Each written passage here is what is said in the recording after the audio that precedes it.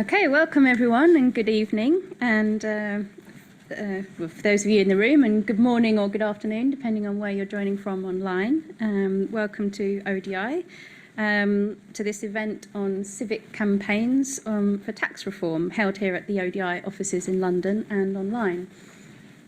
I'm Hazel Granger. I'm a Senior Research Fellow at the Development and Public Finance team here in ODI, and I lead ODI's research and advisory work on tax. And I'm delighted to be sharing this session this evening. We're going to be talking about an important topic that most people seem to have something to say about, and that is taxes. And in particular, tax reforms and the role that civic actors and civic campaigns can play in helping to make tax systems fairer and more equitable. So we'll be drawing on research from a new book edited by Paolo D'Orazio called A Taxing Journey, How Civic Actors Influence Tax Policy. And this is recently published by Bloomsbury. And we'll also be hearing from policy and operational experience from a range of expert panelists.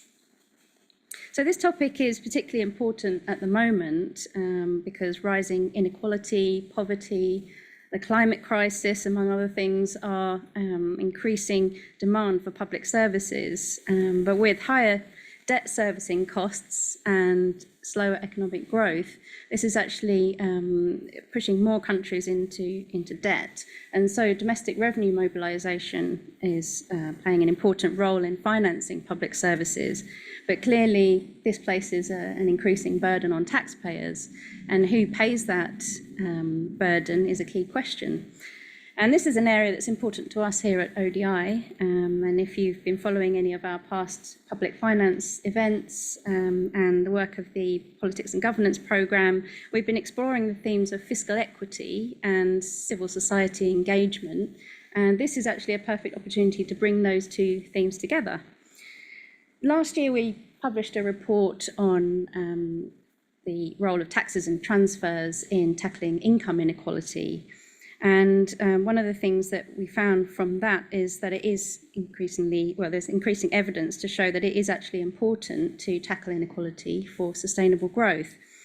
And it is actually also possible to make some improvements to income distribution, even in very resource-constrained environments, through more progressive taxes, removing ineffective reliefs and subsidies, and using those additional revenues to strengthen social safety nets. And what was clear from international trends is that policy choices also matter wherever you are in the world. But it's clear that decisions in the policy-making process may not always be made in the best interests of ordinary citizens, and especially where there are powerful, wealthy, well-organised actors that can ensure that policies work in their favour. And so looking at examples of civic campaigns that over time have influenced positive change in tax systems do provide some cause for optimism. And so that's what we're going to be exploring today. An earlier study of civil society engagement in tax reform that was undertaken here in ODI by my colleagues Sam Sharp and others also highlighted the lack of technical capacity of civil society organisations as the key constraint in their influence on policy making. And it also found that it tends to be easier to mobilise public opposition to unpopular taxes than to campaign for increased revenues through taxation. And civil society-driven successes tend to be, in those cases, when they align around other powerful interests, which were more commonly found in issues like international taxation and excise taxes, particularly where there were examples of coalition building between government and civil society in opposition to other actors. And I think some of those themes and findings are reflected in the book that we'll be discussing today, which looks at new recent example cases from 7 countries and provides a lot more rich detail on the kind of strategies, narratives, and approaches that were deployed by them.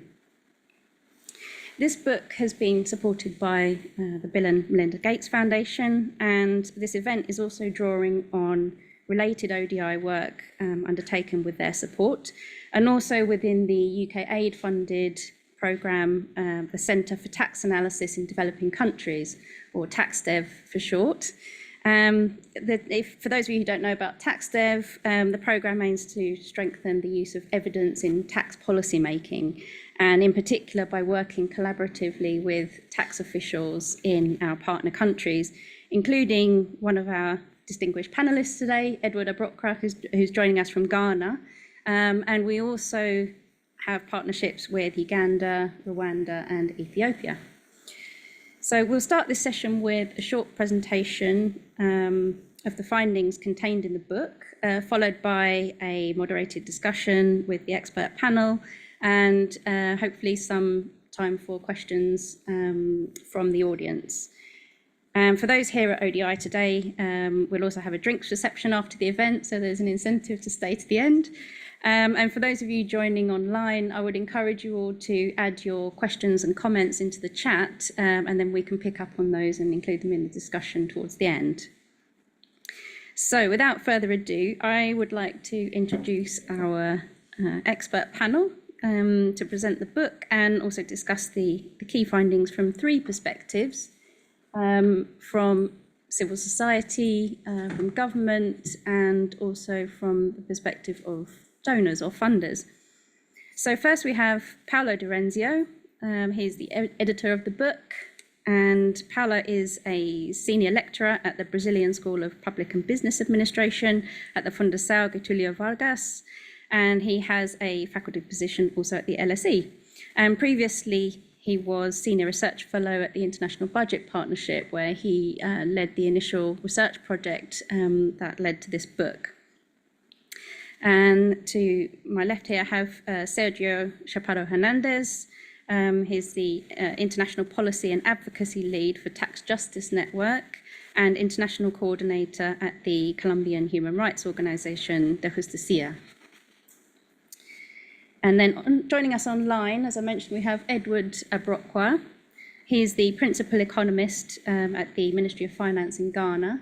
And Edward has worked at the ministry in various roles, including debt management, public investment, economic research and forecasting. And he currently works with the tax policy unit of the Revenue Policy Division.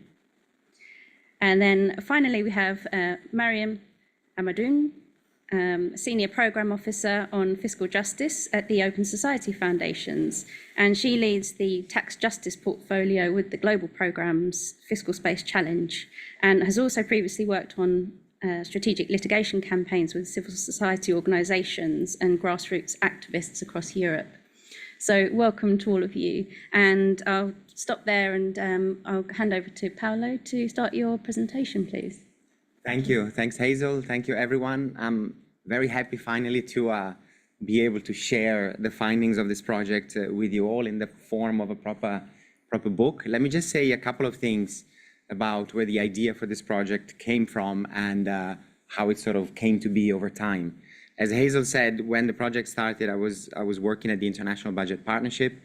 For those of you who don't know it, it's an international NGO that works on public finance issues more generally, historically more on the expenditure side of the budget, but in 2019, we set up something called the Tax Equity Initiative, where basically we wanted to start working on the revenue side of the budget from a civil society perspective, and as sort of based on the history of IBP, really focusing on the domestic side of things, working on building the capacity and supporting civil society groups in developing countries who are interested in engaging with tax reforms and tax systems and tax advocacy. So one of the first things that we felt we needed to do was basically take a look out there at what was happening, what experiences existed, what cases, what examples were available of successful civil society engagement with tax reform. And given that the initiative was focused on tax equity, we had basically this idea that we wanted to take a look at tax reform that had an equity angle to them, that were aimed at either making tax systems more progressive or countering reforms that were making tax systems more regressive. So we went around, we spoke to a number of people, including Sam here in the room, who at the time was working on the project that Hazel mentioned earlier.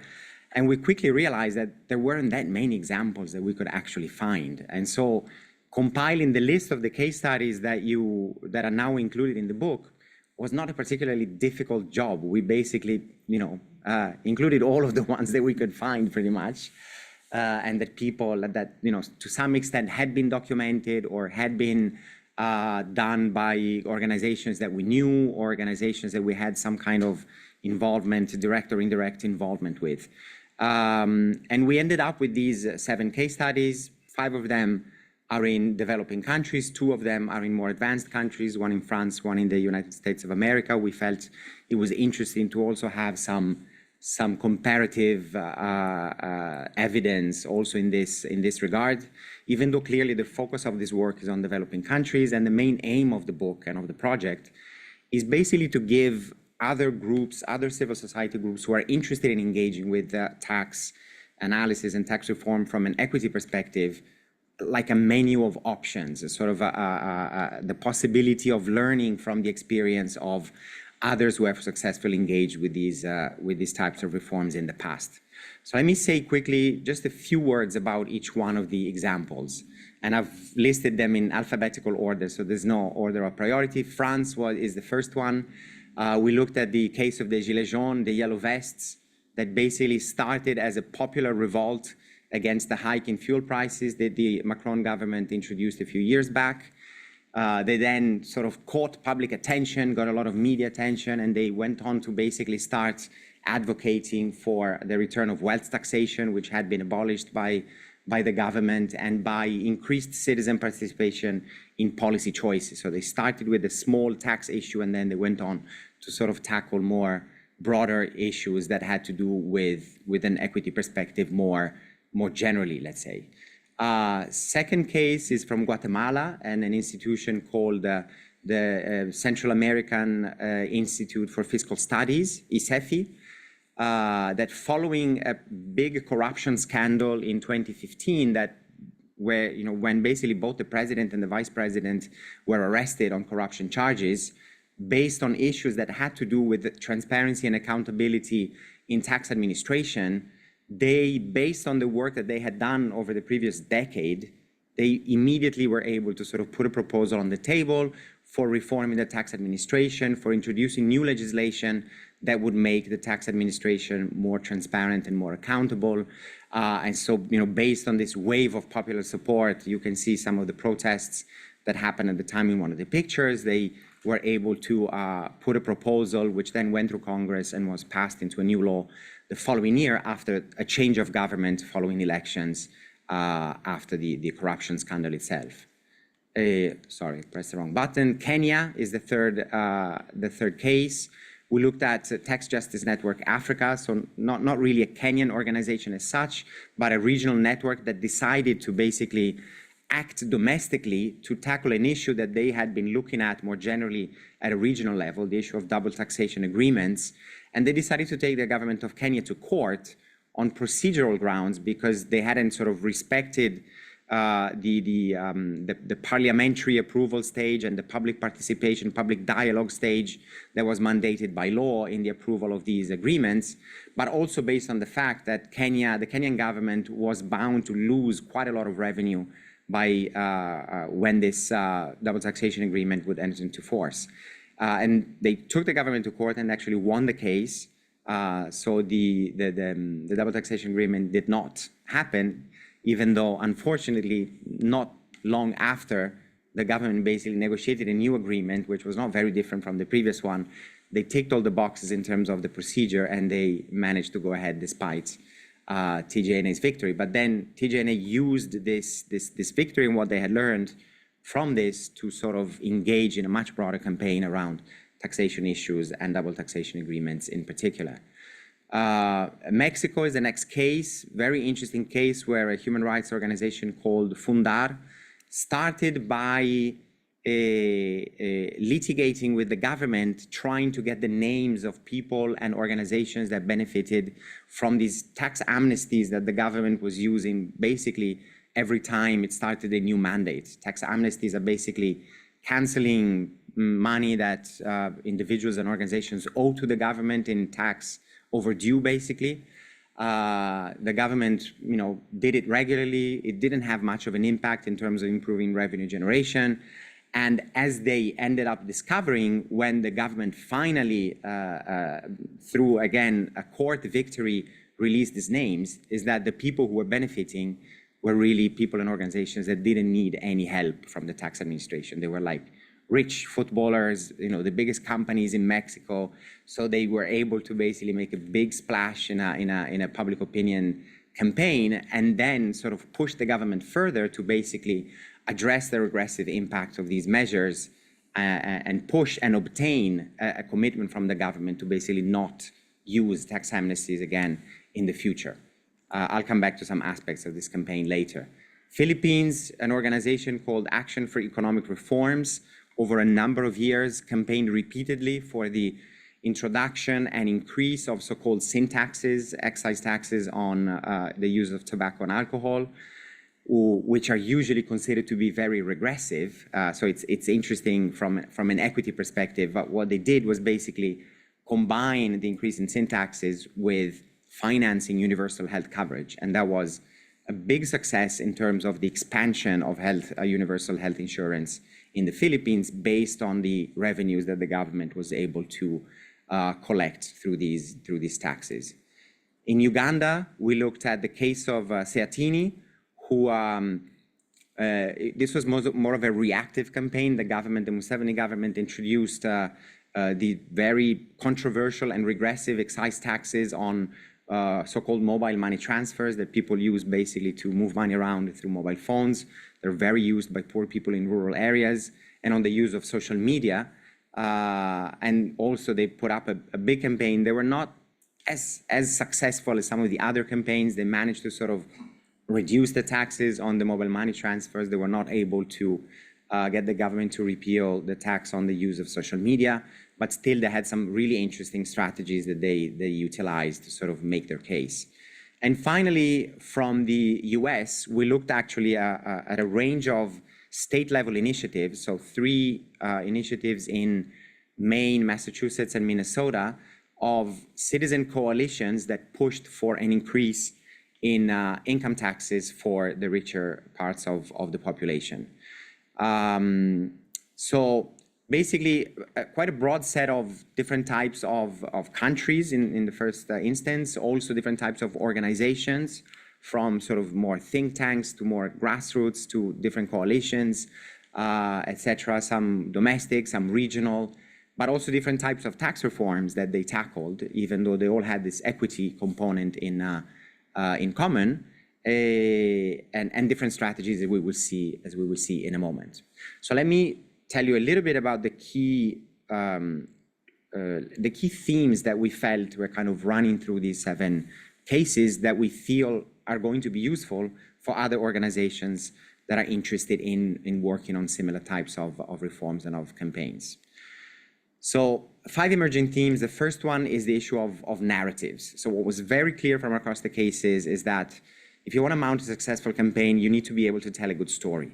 And the good stories came in 3 different forms. The first one was be able to tell a story that promotes a certain concept of tax justice, of how tax systems can become more fairer, can become more equitable by making sure that those who have more pay more, those who owe something to the government paid in full, looking at the distributional impact of different reforms, and so on and so forth. Second key narrative was about the need for governments to generate sufficient resources to be able to fund adequately basic public services. We see this, for example, in the USA, where increases in tax for the rich people were aimed at funding education and other similar basic services. Third narrative was about transparency and accountability, and the fact that the more transparency you have on taxation and on the uses of public resources, the more you're able to fight corruption, as in the case of Guatemala, for example, or promote equity in the case of Uganda and other cases, for example. However, what we found was also that crafting a good story was not enough. So together with the narrative building, there was also this aspect of the medium, of organizations having to be able to basically disseminate and amplify these messages through different types of media to make sure that whatever story they have to tell was able to reach and have an impact on their intended audience. So that's emerging theme number one. Emerging theme number two is about strategies, and in fact, about a mix of strategies, of deploying a mix of strategies. And what we saw was the more successful campaigns were campaigns that really did try many different entry points and many different tactics, engaging with a number of different actors, meeting with people within the executive, lobbying legislators, mobilizing grassroots activists, working through the media to influence public opinion, organizing protests and demonstrations, taking the government to court, so working through through litigation and so on and so forth. Many of them understood that one single strategy was not going to be enough to really produce the impact that they wanted. Some of them seemed to sort of adopt a bit of a trial and error approach, like in the case of Uganda. So Seatini tried all kinds of different things, but it felt more like a spaghetti on the wall type thing. Just, you know, do as much as you can and see what sticks, basically. While in other cases, I've put the case of Guatemala in there, but the same is true for the Philippines and Mexico as well. It was very clearly a very deliberate, very thought through strategy where all of the different entry points were exploited to the maximum at the same time in a very strategic way. And what we found basically from the different case studies is that usually the winning strategies combine different tactics and usually combine a mix of both outsider, meaning putting pressure on the government from the outside through demonstrations and the media, and insider strategy, so working directly with the executive, working directly with legislators, and really trying to build a reform coalition inside the state and inside government. Related to this topic, the issue of coalitions also comes up quite clearly across a number of the cases. Civic actors or the organizations that we looked at, you know, rarely bring about change on their own. So they need to build coalitions with allies that are powerful enough basically to overcome what usually are, you know, strong resistance from opponents. These opponents usually are based within government and within business. But usually what also happened, what we see happening in some of the more successful campaigns was basically being able to find allies even within government, even within business, and therefore really trying to bring together a diverse set of actors, broad alliances that were able to really sort of tilt the balance of power and make reforms possible.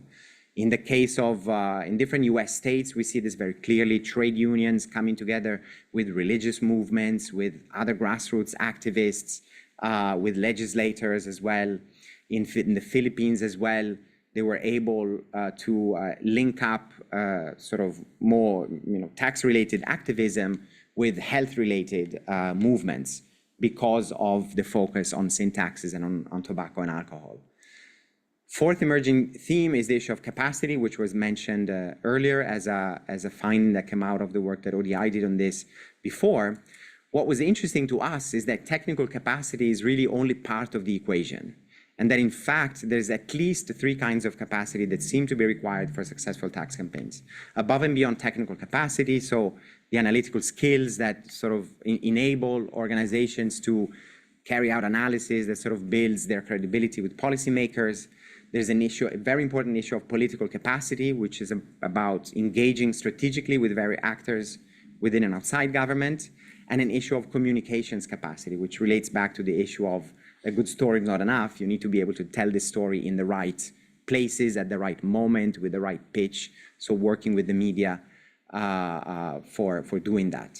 We also found that there was a 4th type of capacity, which was also very important. That's learning and adaptation capacity, especially because successful campaigns tend to happen over quite a long period of time. So it then requires organizations to stop, reflect, learn, adapt, be more strategic, build capacity, and so on and so forth. So this is also quite important. And final point about this one is that one organization doesn't have to have all the capacities inside it. It can bring in allies and can build partnerships that allow it to basically increase the capacity of the movement as a whole. So in the case of Kenya, for example, TJNA had no knowledge of how to use litigation, so they basically built a partnership with another organization that did have those skills. Final emerging theme, and then I'll get to the conclusions. Political opportunities. Again, this is, it's often talked about in the political economy of reform literature. In a number of cases, we see changes in government, corruption scandals, economic crises, opening windows of opportunity for reform. The key thing about political opportunities, of course, when it comes to civil society, is that you cannot predict them, but you basically need to be very ready for them when they happen. So what we see is, again, this issue of making sure that periods when nothing seems to be happening are used to build capacity, to build coalitions, to carry out analysis, to establish relationships, to basically get everything ready for when a political opportunity opens up, which then also links up to some of the recommendations that I have, that we've sort of collected in the final chapter of the book.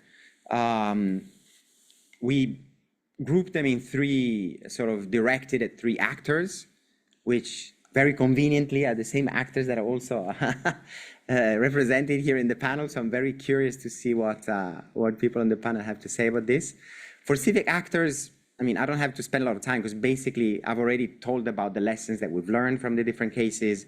In each one of these, throughout the 5 emerging themes, there's a series of, we feel, sort of interesting lessons and messages that come up and that might be useful for other organizations that want to learn from these cases. They want to try and sort of adopt and adapt the things that others have done, see what might work for them, what makes sense in their own context, and for the campaign that they want to work on. For government actors, it's, I guess, a reasonably simple message about not seeing civil society as an enemy, not seeing citizens and citizen groups as, the nuisance, sort of the people who come and knock at your door and then you have to try and turn away as quickly as possible, or you do your best to ignore as much as you can. Civic actors, at least for reformers within government, can be very important partners. We see this very clearly across a number of cases. They can help with technical analyses. They can help sort of weakening the opposition to the reforms. They can build political pressure from the outside government. They can help coordinate reform coalitions and so on. So at least for those within government that are interested in making tax systems more equitable, there's a clear ally that you can find in civil society. And finally, for donors, I guess the donors and funders, the key message there is understanding that civil society tax advocacy is a long-term endeavor. It requires building different sets of capacities over time. It requires, being able at the right moment to spot political opportunities and go after them. This political opportunity might might happen above and beyond the usual, project period that funders tend to use. So, having a long-term perspective and providing flexible support so that this issue of learning and adaptation can be built into the ways in which funding is provided to some of these organizations. That's pretty much covers in a nutshell what the book is about. Of course, there's a lot more detail in it. Thank you very much for having me. And if people are interested, it is open access, so you can download a free PDF from the Bloomsbury website. And we also do have discount flyers. I think a link will be provided afterwards. Thank you so much.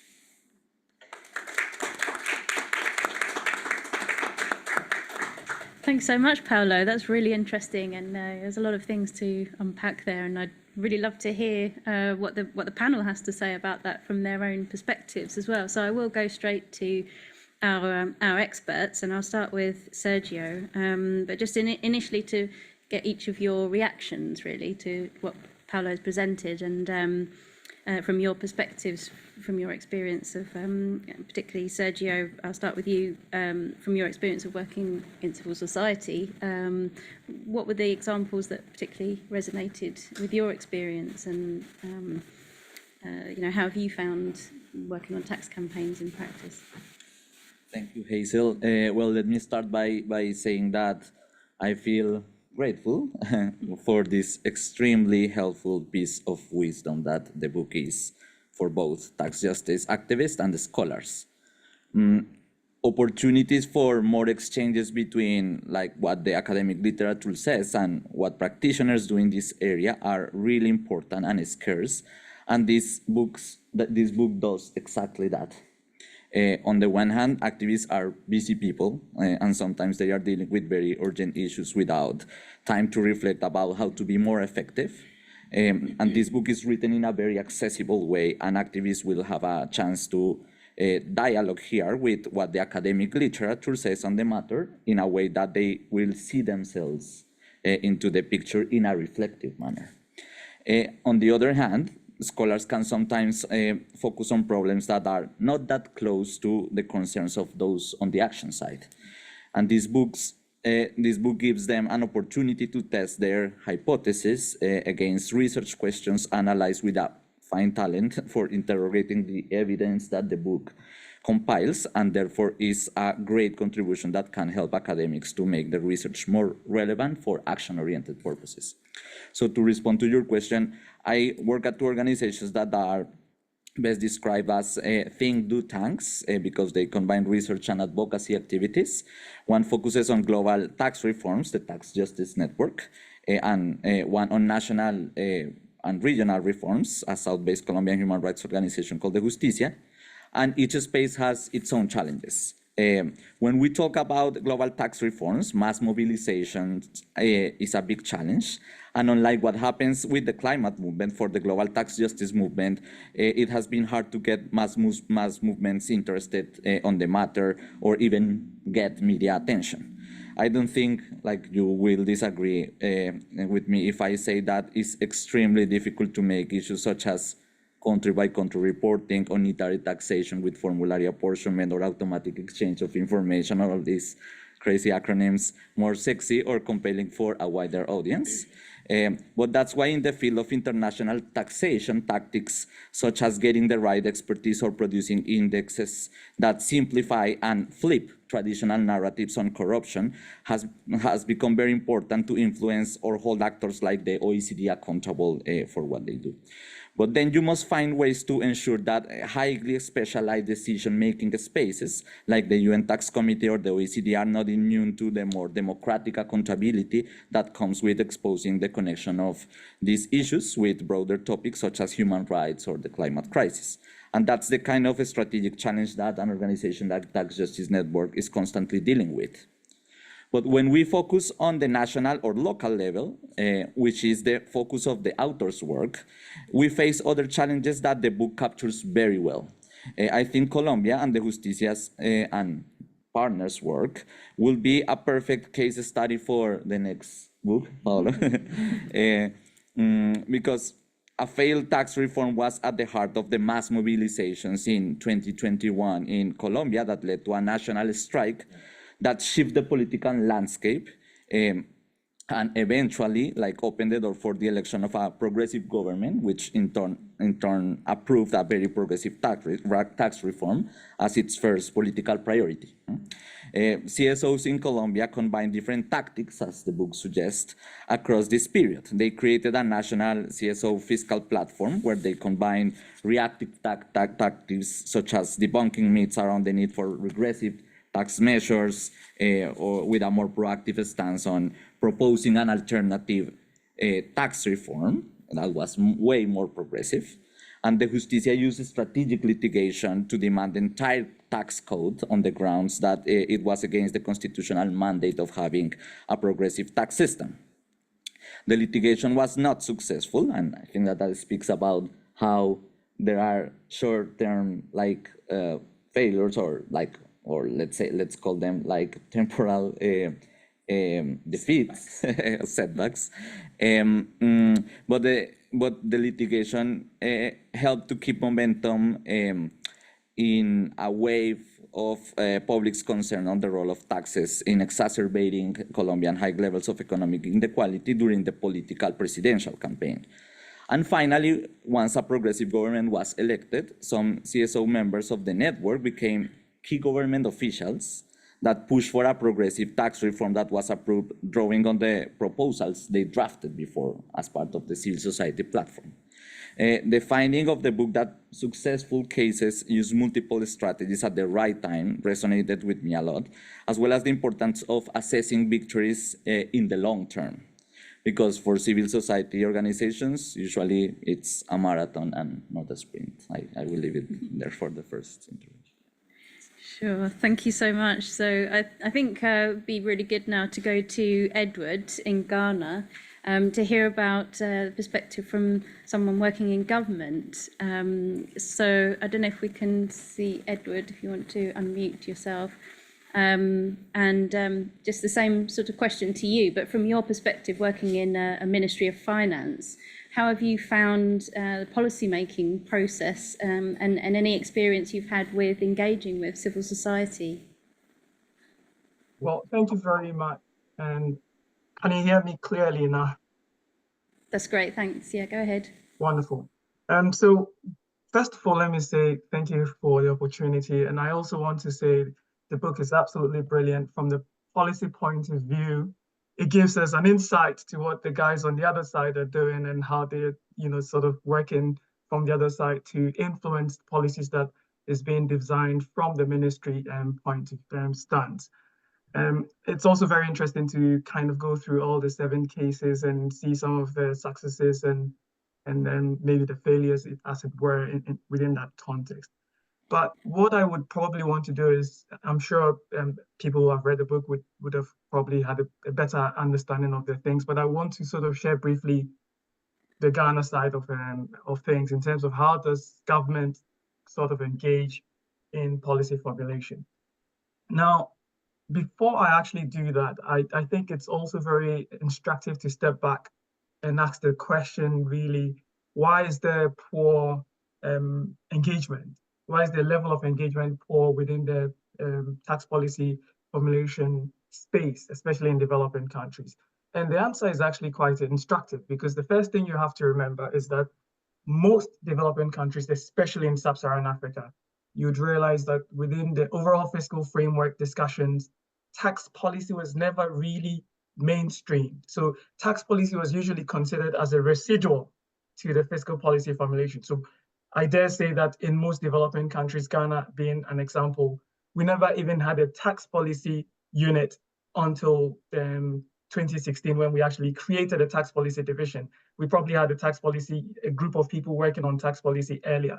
So the context here also matters, because the context is that most countries actually never really had tax policy as part of its main core fiscal activity. It was really the case of, well, we design a budget, we look at the expenditure, and then we have a fiscal gap, and then we come up with tax policy measures to then fill that gap. So it's devoid of discussions around equity, progressivity, etc., and it's devoid of discussions around designing a very broad progressive tax system. So that's really the context. Now to the case of how we've kind of engaged in Ghana. Broadly speaking, we tend to have 3 very distinct approaches to engaging CSOs in Ghana. One is that every time we actually go through the budget cycle, we do what we call the pre-budget engagement, where we open up the budget system for discussions between the government and all key stakeholders, including CSOs. And we do this by going around the country to engage people and then soliciting feedback that then becomes part of the baseline input into the budget. We do same after the budget, which we call the post-budget engagement as well, where we go back and disseminate the tax policy measures, and then we sort of discuss the measures that we took on board whilst we're doing the pre-budget dissemination as well.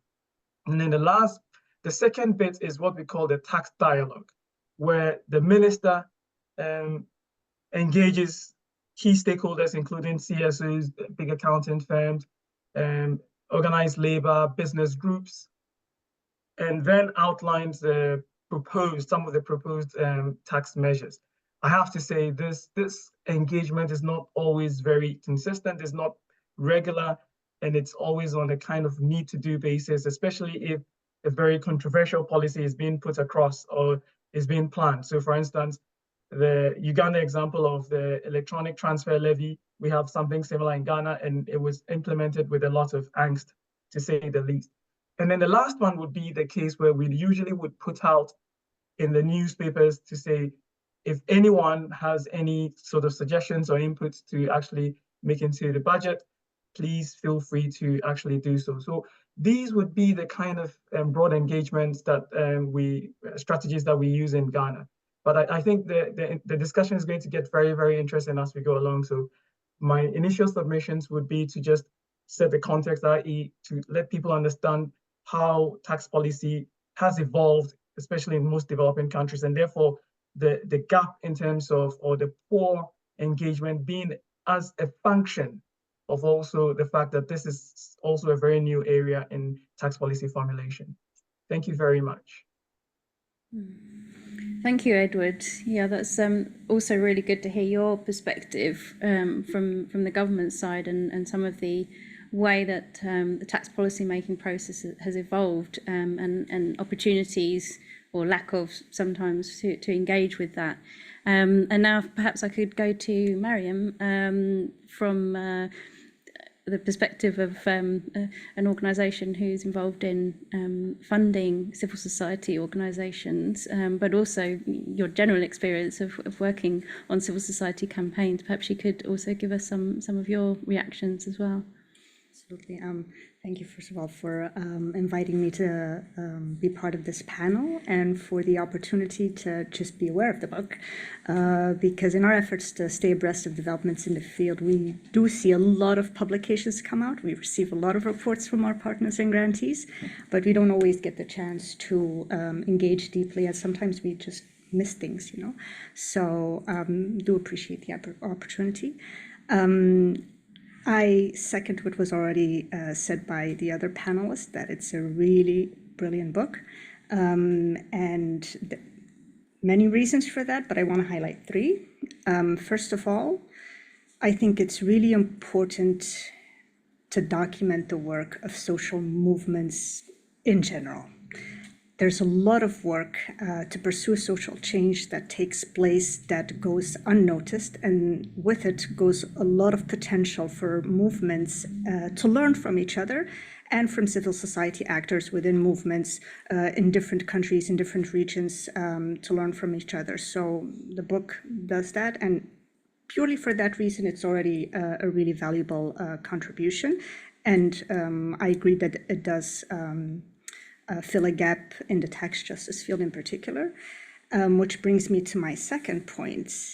In this area of economic justice broadly, but tax justice more specifically, it's really important to have a publication like this. Why?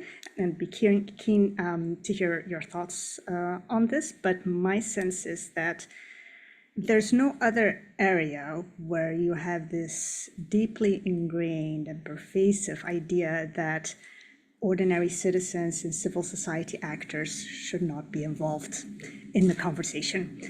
If you don't have the highest qualifications in economics, or you are a qualified tax expert, or you don't have the stamp of approval from some kind of institution, then you shouldn't be talking about this issue, or you can't possibly know what you're talking about.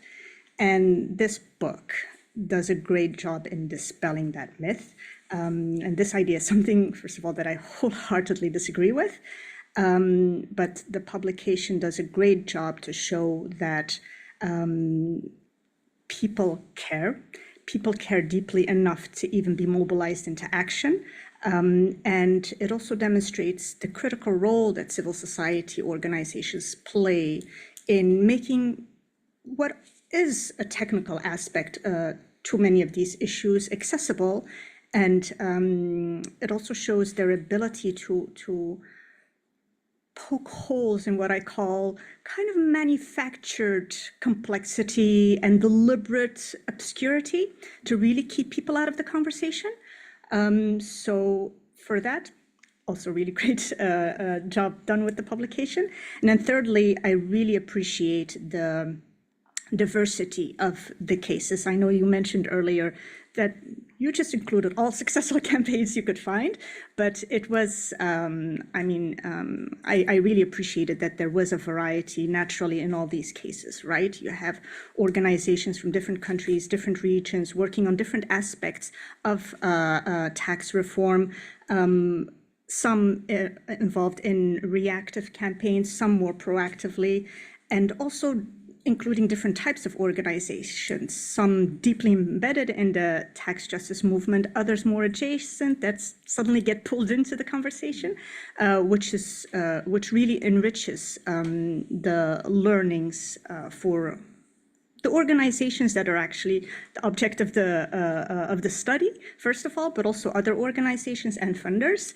It's really useful for us to get a sense of what capacities different organizations have at their disposal, what they can draw on in different countries, what kind of strategies they use, how they engage in narrative change, what tactics, tools they are able to adopt in different contexts, because contexts do differ here, but also get a better sense of the different dimensions of the tax justice issues that they work on. So when it comes to taxation, we tend to talk a lot about the importance of financing and generating revenues. But what this document also shows is that for communities and organizations, it's also about fairness. It's about equity. It's about transparency and accountability. So it's not only about generating revenues, it's also about justice. And we need to, and the conversation needs to be about that as well. So I think it's going to be, it is a very valuable tool for funders that care about this work, and there's a number of us out there. There's bilateral funders who work mostly with governments, focus more on the domestic resource mobilization aspect and strengthening tax administrations. There's also the private funders that tend to also look more to the tax justice angle of this work. OSF has been quite active in this field for a number of years, and we work on both global tax governance reform, which I admit has taken a bit more of our attention in the last year because of the amazing developments on that area recently. But we have been very deliberate and intentional in also supporting civil society organizations that work on that domestic level, because one needs the other. What's the point of working towards securing more taxing rights for global South countries and making sure that they have more sovereignty and autonomy in developing tax systems if you don't also support efforts to shape those tax systems in a way that is responsive to the needs of local populations, right? So we do both. And in fact, work of some of our grantees is described in the book, which is really great. But it's true that much more has been done than was described in the book. You can call it failures or setbacks, but I think they're important learnings. As I really appreciated that you made the explicit point in the book that even these successes were the result of capacity building and learning by doing from previous failed runs. So I think it's really important to also look at those examples. So I really appreciated the case you shared earlier, Sergio, because there's a lot to learn from those as well. So I second Sergio's point that I look forward to the next publication that will cover the entire field. Thank you. Thank you. Paolo, do you want to come back on any of those quickly? A couple of very quick points. I mean, Sergio mentioned, the story of what happened in Colombia. Unfortunately, that happened sort of after we had basically already written all the case studies. And I remember the Jason Lakin, who was basically the guy coordinating the project with me, and we basically wrote all of the main chapters together. The two of us sort of discussing and saying, we should really, why did it happen now? It should have happened last year. Or, can we write another chapter as we go along and maybe include it in the book, etc. So definitely what happened in Colombia a couple of years ago was super interesting. And, if there will be another book, I'm sure this would be at the top of our list. just as much as it's always so much more difficult to sort of find cases of failure. I mean, people who are familiar with them know them, but the ones that get documented and get the attention are the successes rather than the failures. So this is, I mean, of course, a common bias in a lot of academic research and a lot of other types of policy-related publications and so on. Everybody wants to focus on the success cases, on the good practices, on the best practices, etc. While, as you say, I think there's so much to be learned from failures and setbacks. What I felt we were, to some extent, lucky to find is that even though at the beginning we wanted to sort of document successful cases, in the end, within the cases, there was so much that could be learned, as you said, from failed previous attempts, or in each one of the chapters, the case study chapters, we actually asked authors to identify what I think we call something like a shadow case, where, you know, something similar that either that same organization had worked on that didn't work, or something similar in another country that, again, could be used as a bit of an informal comparator to kind of add to the lessons that we could learn from that specific campaign at that specific point. So even I fully agree that there's a lot more that has happened and is continuing to happen in the world around this issue, and hopefully this will sort of, you know, this book can stimulate others to take a closer look, expand the number of cases, etc. And finally, on Edward's points, I think that was really interesting to sort of hear, you know, how the government goes about thinking about what it means to sort of involve civil society groups in a dialogue around policy priorities, and the honesty about saying, you know, often these things are done on a need-to-do basis. I think you said so, without necessarily that full commitment to the process. That means that not only there's an ad in the newspaper that says, please send in your contributions if you want to tell us what you would like the budget to look like or what tax policy reform you're interested in, but also that someone at the receiving end that actually takes a close look at those things, evaluates them, assess them, provides some feedback to those that sent in the proposals and so on. So on one hand, I think, you know, these mechanisms are encouraging and they should continue to happen and that we should continue to improve on them. On the other hand, I think that we cannot deny the fact that policy debates around public resources are likely to be conflictual. I mean, it's about power struggles, it's about, you know, somebody's interests versus somebody else's interests. So trying to hide them in this, you know, fluffy idea of citizen participation, I don't think it is always going to work. And sometimes it will take some people hitting the streets, some demonstrations, some clash, basically, that will generate the public debate, which then will hopefully bring the country to a better outcome that better reflects the interests of different groups and hopefully of the wider population rather than the, you know, normally catered for vested interests. Brilliant, thank you. So I want to just do a very quick second round of our panelists, just to delve a little bit deeper into some of the lessons and the practical implications from Paolo's presentation and from the book.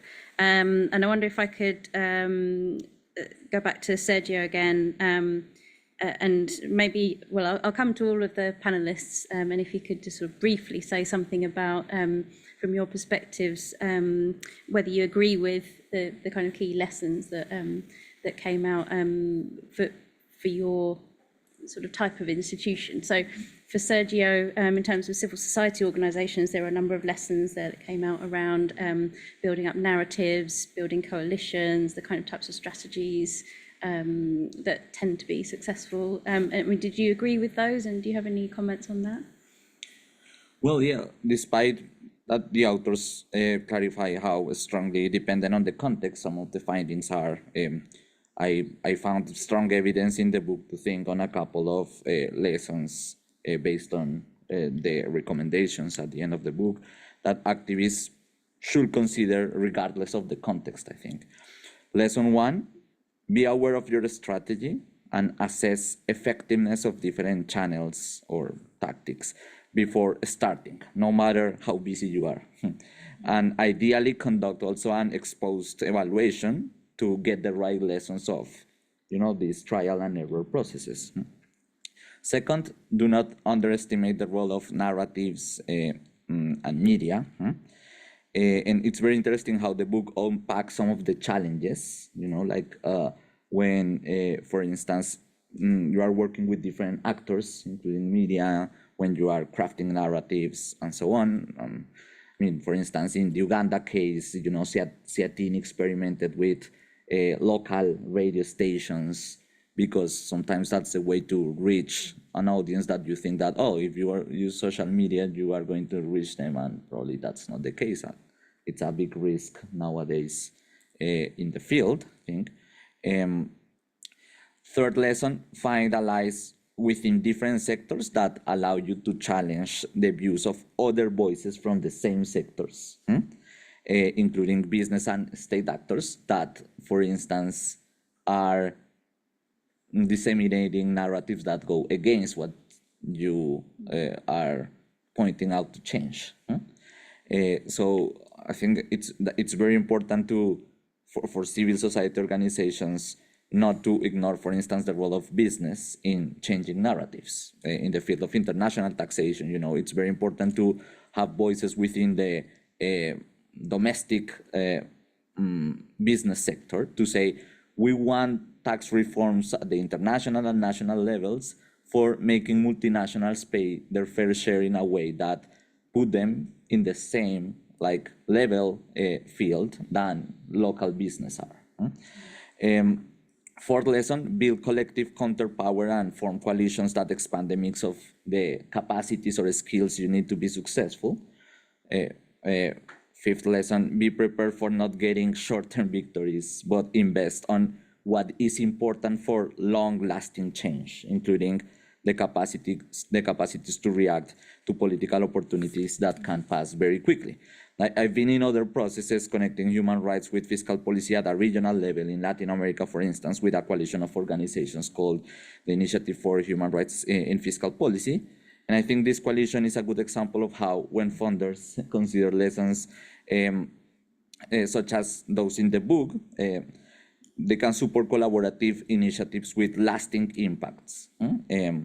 This initiative of 9 Latin American organizations, of which Fundar, the Mexican organization analyzed in one of the chapters, is also a member, aims to shift the technocratic narrative around tax, debt, and budget policies in the region towards one centered on socioeconomic justice and human rights. And this case study might also be analyzed in the next book, Paulo. But I think one can argue that such an initiative has played a crucial role for the recent creation of a platform for regional cooperation, which is helping to give Global South countries a more robust position anchored in human rights narratives in the UN Tax Convention discussion, a process that is taking place right now that is once in a century opportunity to reform the unjust international tax architecture. Brilliant, thank you. And now I'll go back to Edward. From the perspective of someone working in government, I think there were some lessons there about how you engage with civil society in terms of maybe sometimes I can see that working in government, they might seem like a nuisance or a threat even, but perhaps there's a way to kind of use civil society organisations as a resource for supporting government policy, either in terms of providing some analysis if they have technical capacity, or in terms of helping to build public support. I just wondered if you had any comments on that. Right. Yes. Okay. So I think I've coming from the government point of view, I feel very much obliged to also share insights from the other side, if as it were, because I'm reading the insights from the other side, and I think it's imperative that we do same.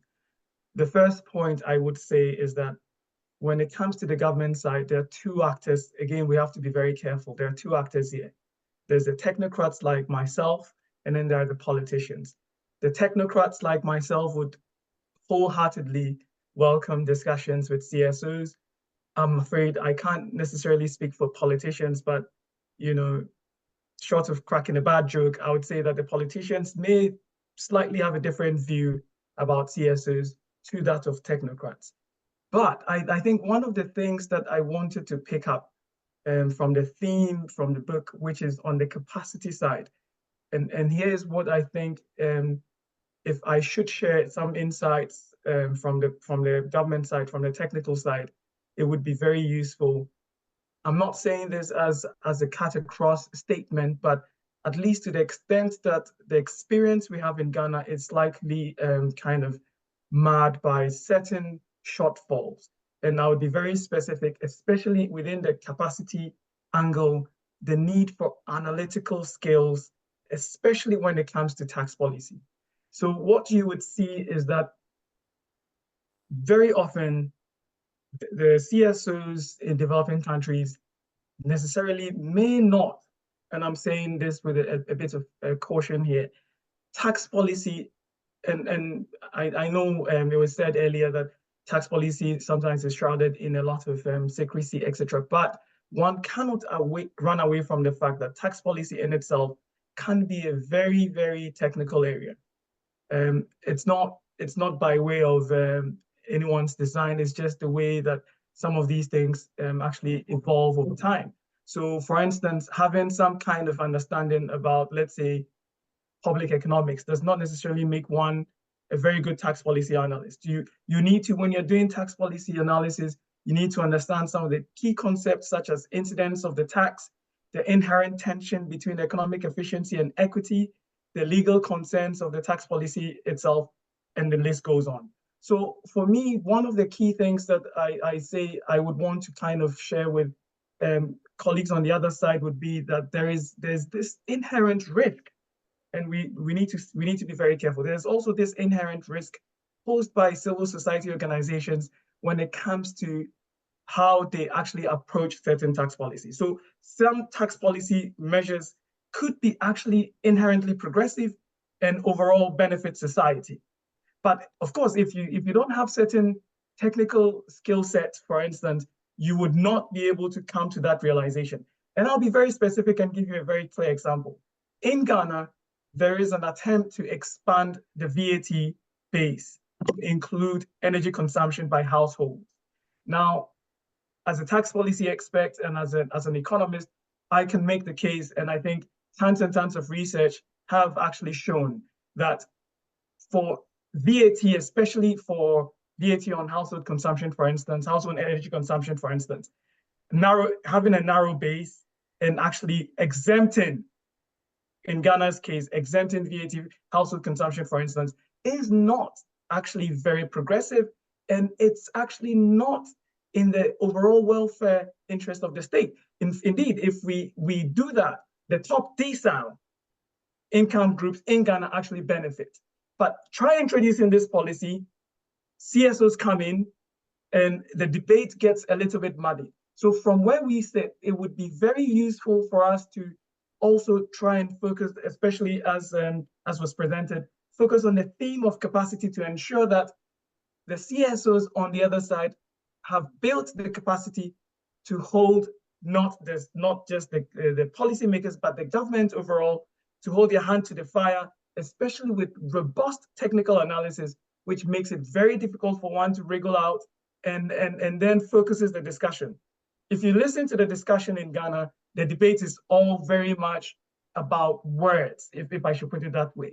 Yes, this is bad for the people, this is not good, but no one is actually doing that detailed distribution analysis to show that indeed this is not where we should be headed towards.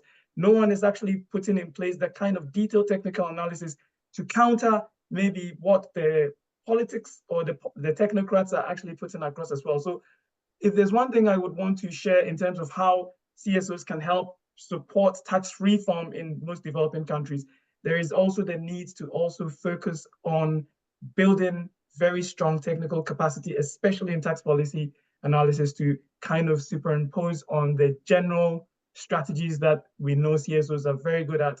And I, for one, let me put it on record, I, for one, would always welcome CSO intervention in tax policy formulation, because I think that it would be very, very inappropriate for both technocrats and politicians to think that they have all the answers to the solutions, because we all have our inherent biases. especially the politicians themselves. So I think I would want to kind of pick specifically on the theme of capacity, as was shared by the first presenter, to say that we need to also zoom in on that. And yes, programs like the tax dev program could potentially expand to include CSOs to actually help train them in that kind of space. Thank you very much. Thank you, Edward. That's a really important point, and I think it's also a bit of a challenge that you've put now to to the funders of civil society. So I just wondered if maybe Mariam, you'd like to comment on that and maybe pick up on some of the broader lessons as well about how civil society organisations can actually get perhaps more flexible and longer term funding to support some of the work they're doing and the need to expand capacity in a range of areas and be adaptive to different things that opportunities that come up. So first of all, I saw the lesson directed at funders in the book. Oh, there's a need for flexible long-term investment in this field, which is really important, but it's a recommendation that we hear all the time across all the issues that we work on.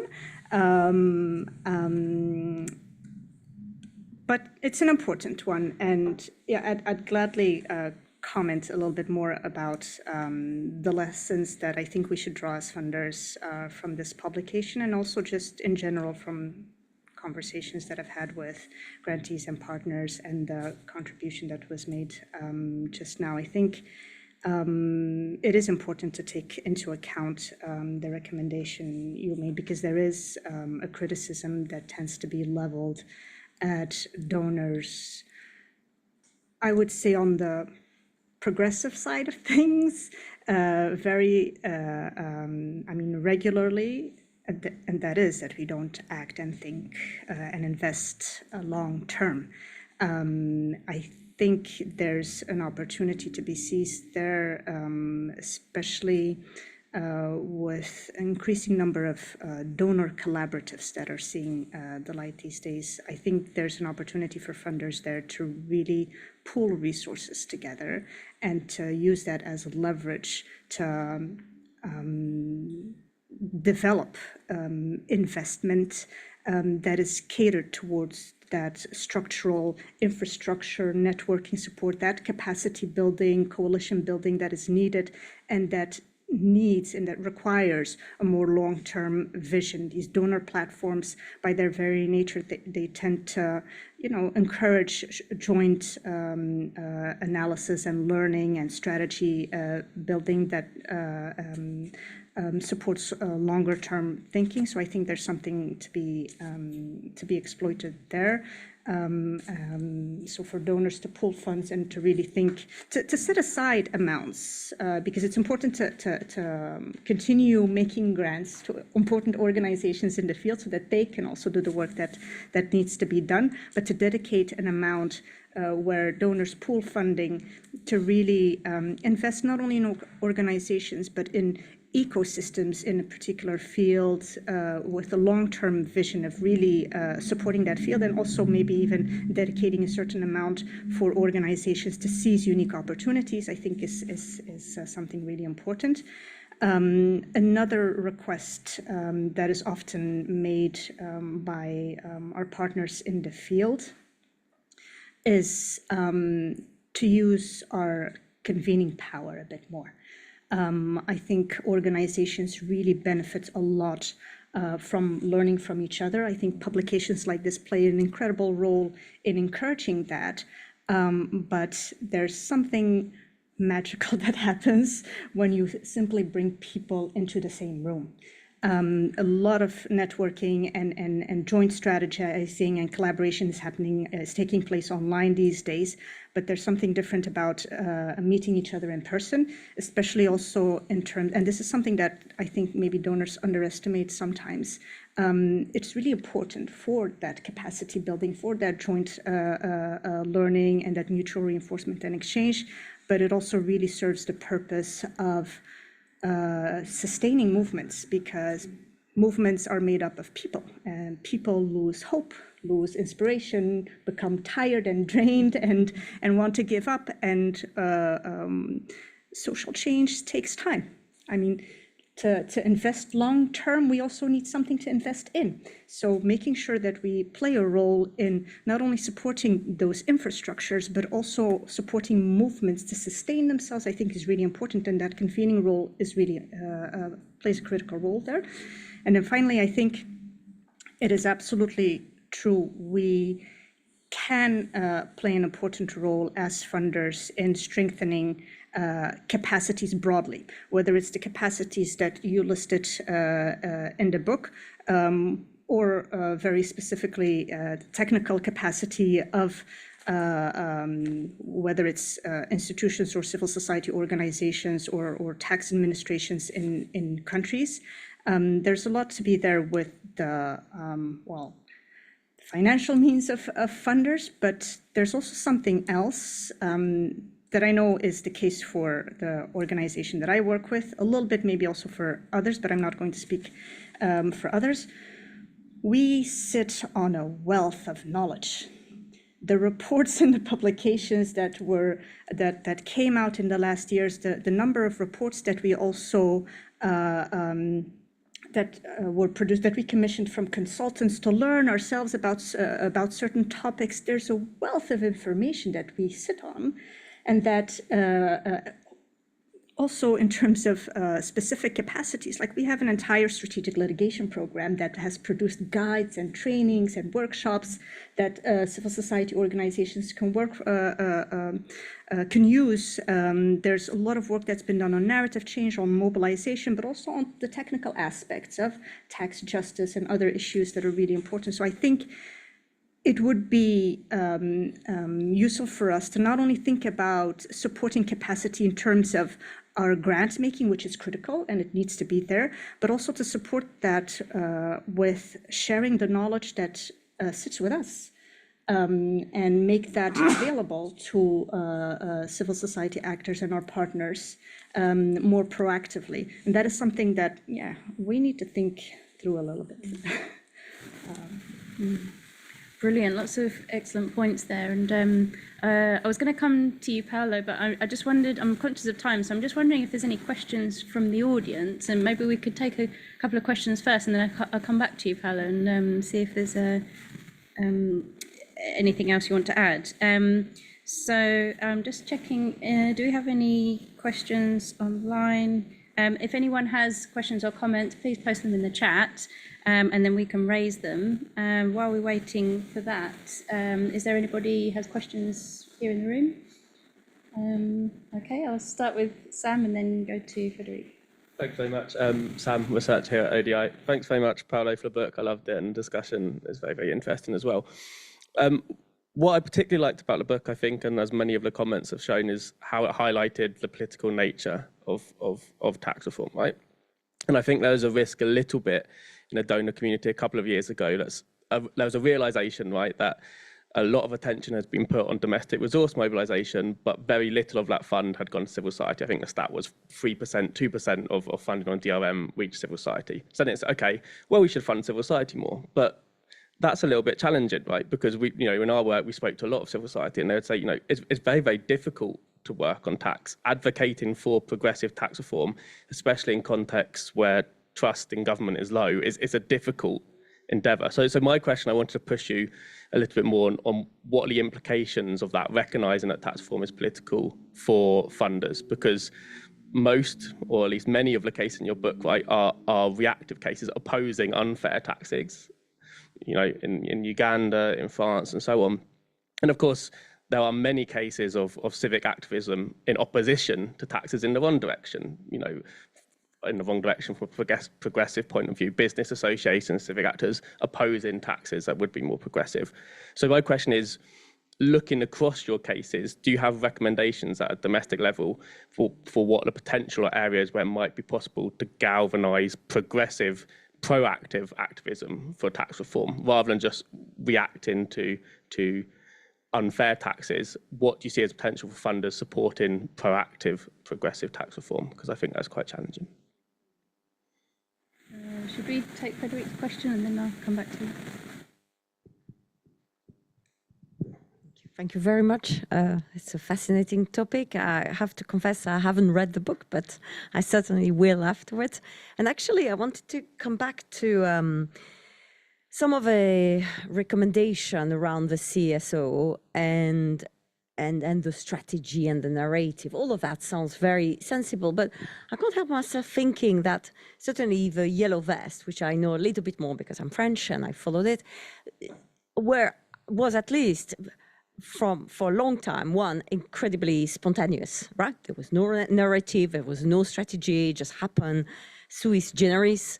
And really, maybe I'm wrong, but I also suspect that it built very much on a general dissatisfaction around the government, full stop, right? And that tax was the spark that generated the protests. So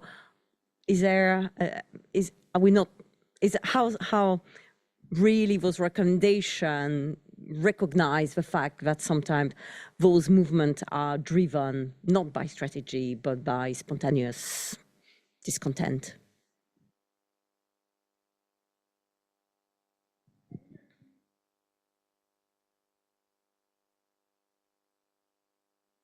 I'll start from the second one. It's the easier one. Sam's is much more difficult.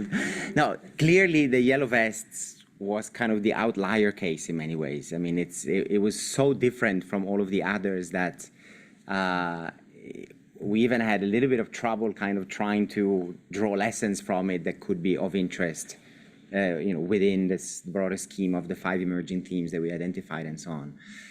Mostly because it was such a loose, spontaneous movement that wasn't even a movement. It sort of created itself through social media and through media attention. And then there were various attempts to kind of, on one hand, co-opt it. So trade unions tried to step in, political parties tried to step in, and the Yellow Vests just basically said, we're not interested. We don't want to talk to anybody. We just want to say our thing and demonstrate and sort of manifest our discontent.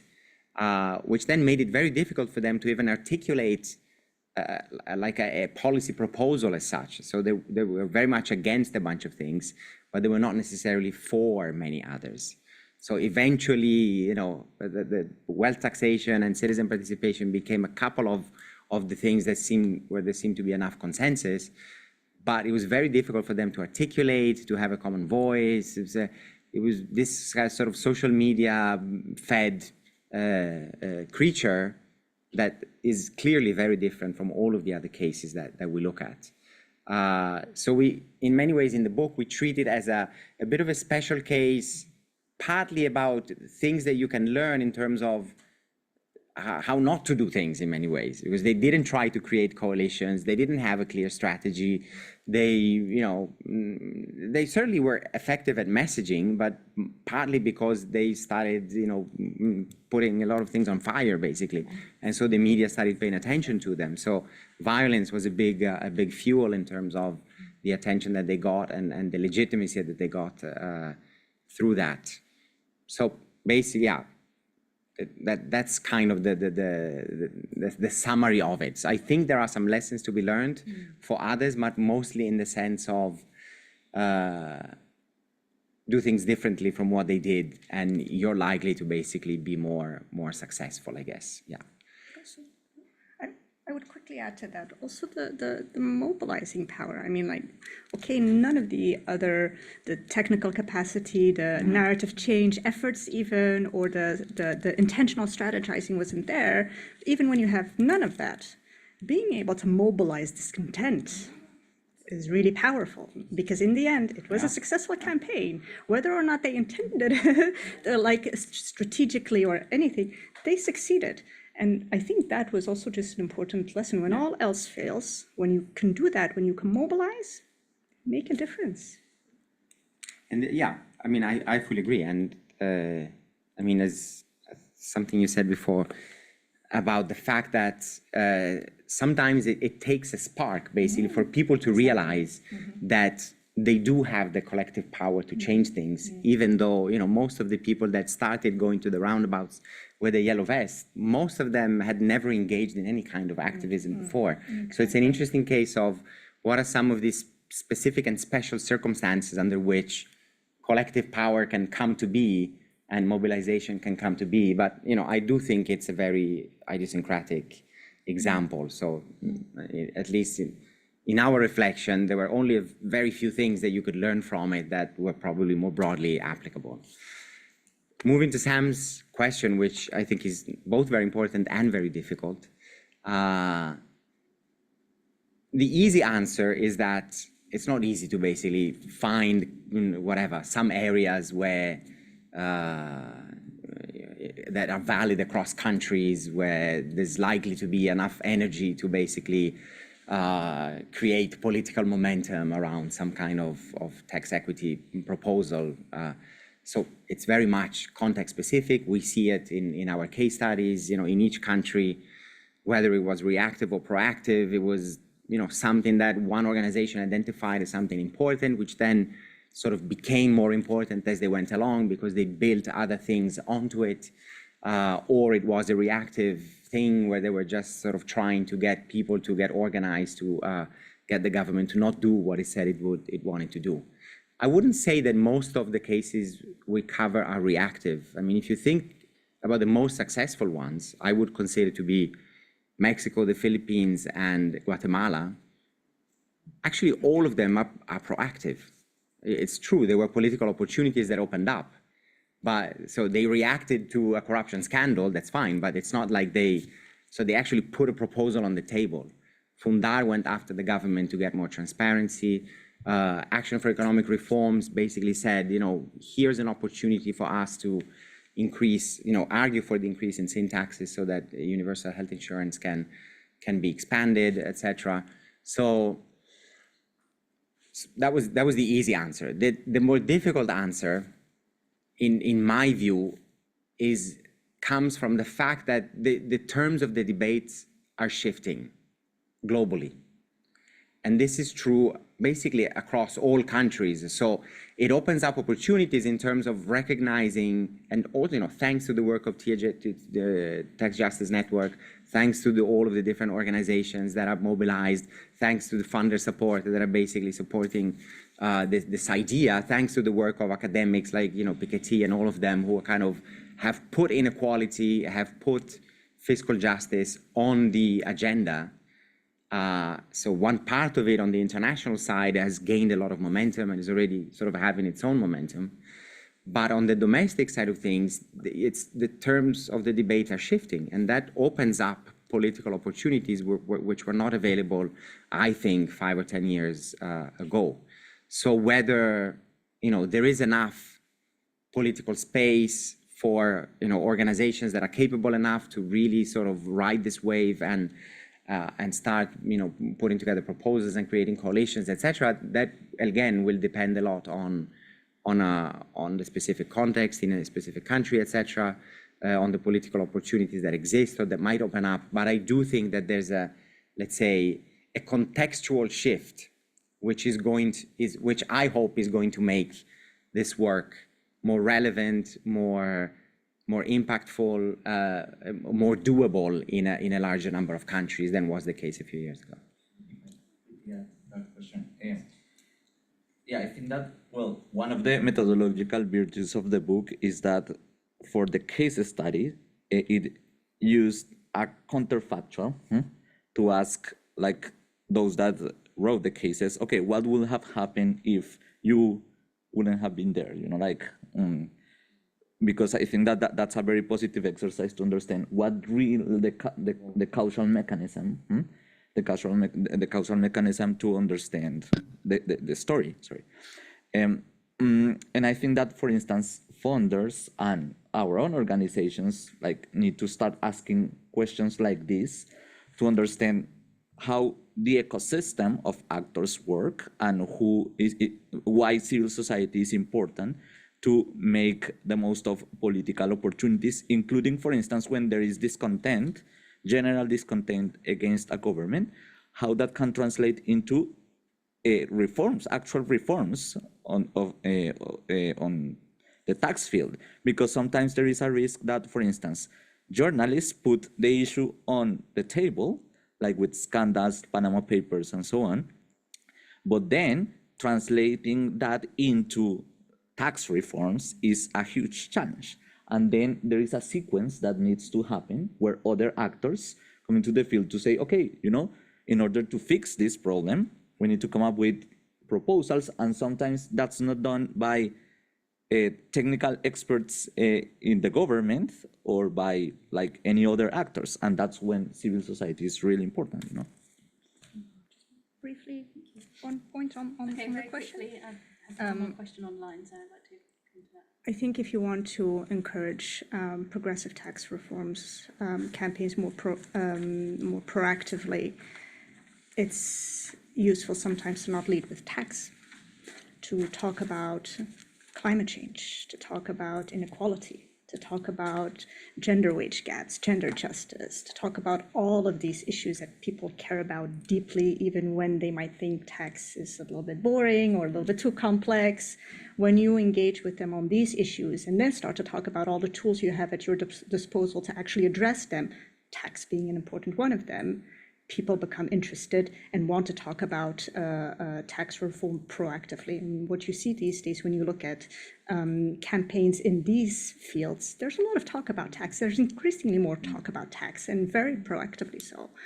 So just wanted to put that out there. Definitely. And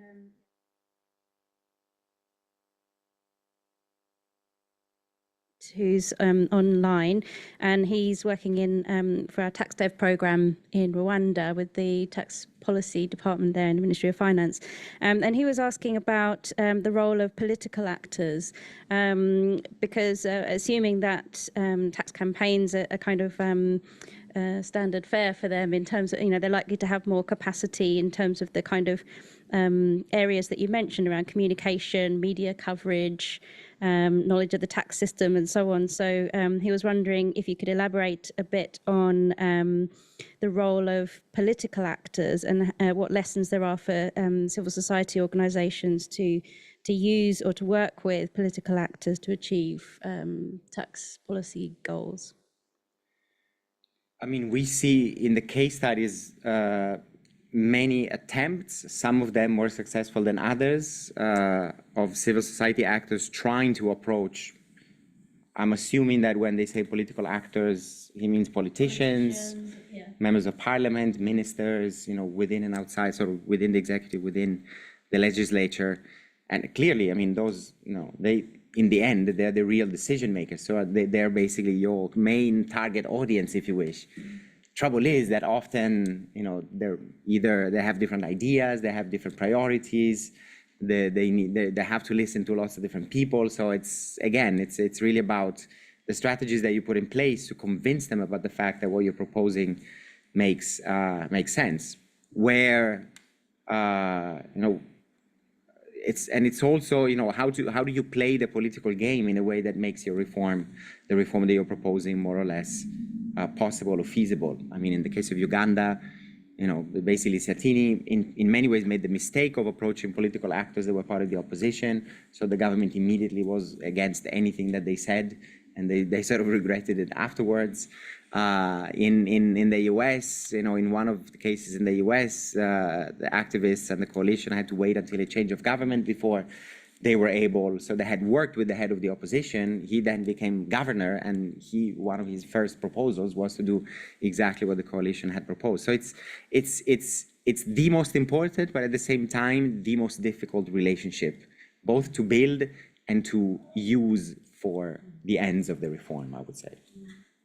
Brilliant. Yeah, thank you. So I think we're actually running out of time, or we actually are out of time. I just wondered whether maybe you could indulge me in just a very, very quick round, just for everybody to conclude with, in a few words, what your main takeaway is from this, and maybe if you want to reflect on how civil society, government, and funders can actually work better together to achieve the aims. So very, very quick, just a few words. I'll do a quick round to conclude. So Sergio, any thoughts from you? Well, Oh, I will say that in one sentence, civil society activism matters for making change happen. Huh? And the way we can work together is to make sure that we learn the lessons that different actors can bring into the table with spaces, for instance, for more exchanges, more strategic exchanges, and also opening times for reflect more about this that activists sometimes do not have. And I think that the role of funders for that is very important, but also civil society organizations need to be aware of the importance of assessing their strategies, evaluating their strategies, and holding themselves accountable for what they are doing. And Edward, are you still there online? Yes, Mute yourself. Yeah, brilliant. Okay. yeah, so quickly, I wanted to just make a quick statement on the political engagement. And I think that one of the things that civil society actors can now also do is to ensure that they can strategically identify and also capture what I call the Overton window for influencing tax policy, because tax policy being a nature of government policy or political policy emanates from somewhere, the source. So for instance, most political parties would have a manifesto in which they would have tax policies embedded in it. Maybe one of the kind of strategic positioning that civil society groups can do is to actually look at these kind of very rare but very opportunistic Overton windows that tend to open within the political cycle to actually slot themselves in there and actually influence policy from that angle. But from the point of view of government, I think that it goes without saying that we need to be, the government point of view has to be one where we honestly engage, we are transparent, and we are structured in continuously engaging CSOs to actually influence and take on board some of these very useful insights that we often tend to overlook when we are formulating tax policy.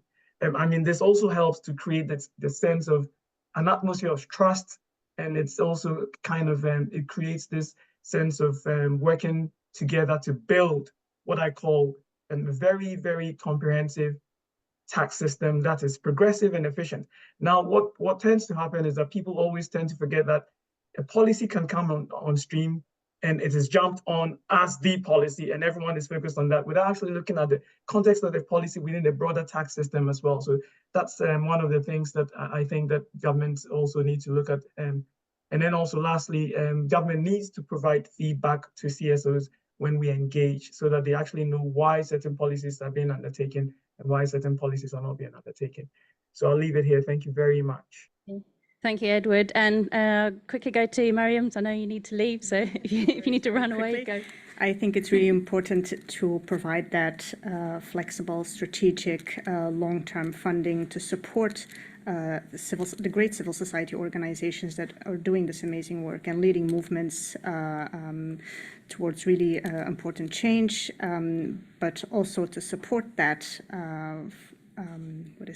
financial grant making with non-financial support where we enable different organizations across regions, across countries to meet each other, to exchange, to learn from each other, but also facilitate engagements between state institutions, governments, civil society actors, or different stakeholders within a field to really advance change.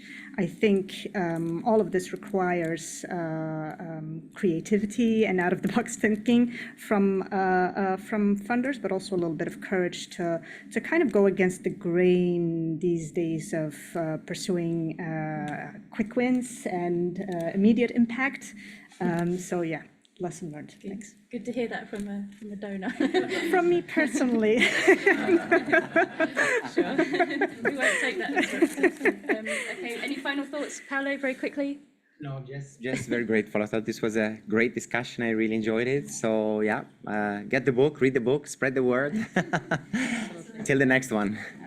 Thank you. And I think my key takeaway is that we probably all could do more in terms of engaging with tax policy issues, whether that's educating ourselves a bit more on what that means, or whether you want to kind of participate a bit more actively in these kind of campaigns. So you should all go and read the book and learn how you can do that and get involved. So I will leave it there, and I just want to thank Paolo and the authors for this excellent book, and thank our excellent panelists as well, and all of you for participating both here and online, and for your attention and patience. We've run a little bit over. Yeah, I'll leave it there. Also to thank our support from the Gates Foundation and UK Aid. And we'll be continuing this programme of work on fiscal equity and civil society engagement. So we hope that you will join us in future events, and I'll close it there. So for those of you that are in the room, we now have a small drinks reception just next door if you'd like to stay around. And for those online, we'll be sharing some links for relevant materials that we've mentioned in the discussion, including a link to where you can find the book. It's available for free to download from Bloomsbury Collections, as Paolo mentioned, and there is also the opportunity to get a discount for physical copies, which I think is being posted in the chat, and you can pick up one on your way out here as well. So with that, I will end the session, and good evening, everyone, or good afternoon, and thank you very much.